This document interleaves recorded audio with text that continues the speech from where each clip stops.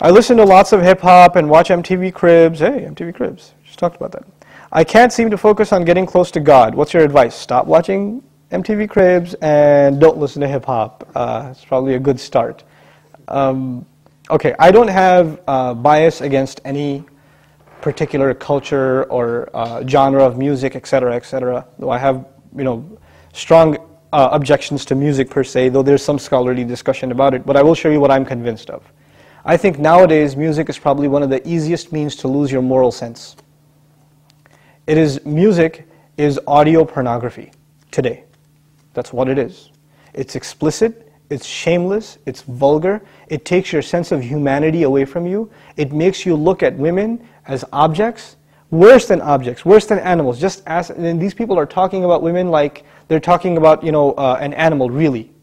It objectifies women, and especially I've noticed a lot of the brothers that I know of, Muslims, that are really into the hip-hop scene, and they're kind of doing the hifz of the song, right? They're memorizing the song, and they're really good at reciting it with perfect tajweed too, right?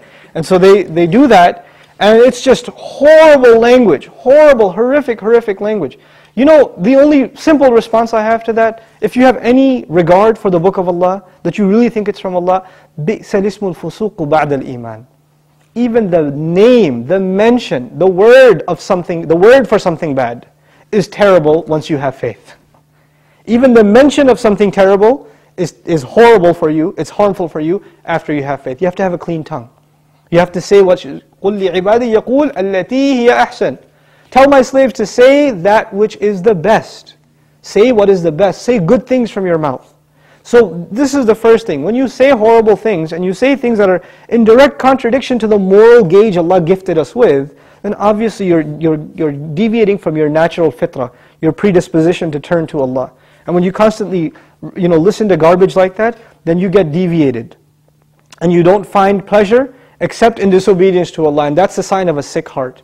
So one has to distance themselves from this. This is the first step. And I'll tell you, this is my personal measure. This is not a fatwa.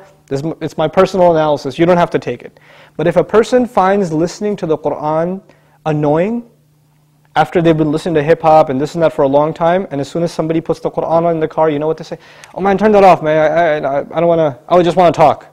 And they immediately, they get a little annoyed when they hear the Qur'an. That actually means the shayateen have taken over. And they're constantly making waswasa to this person. Because what do the shayateen hate the most?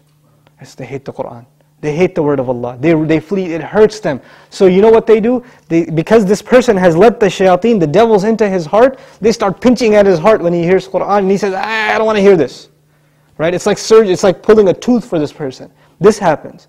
When you try to give this person a reminder from Allah's word, they get annoyed by it, like agitated, like an allergic reaction. Why? Because they've let the shayateen in. To let them out, the first thing you got to do is stop supplying them with fuel. This is fuel. This useless wasting of time, this is fuel for shaitan. They love that you waste your time. They love it. Because the one asset, the one piece of wealth Allah gave every human being is time. And what is music and TV and YouTube and Facebook and MySpace and like Twitter and whatever else? If you're spending hours and hours and hours on this stuff, what is it except destroying your time? It's taking that one asset away from you. Shaitan would love nothing more. May Allah subhanahu wa ta'ala give you the strength to get away from these temptations. My advice that I keep going over, I can't get enough of giving this advice, find better friends. Find company that is not into these things and try to spend more time with them, and inshallah you'll wean yourself off of these habits. Bi-idhnillah.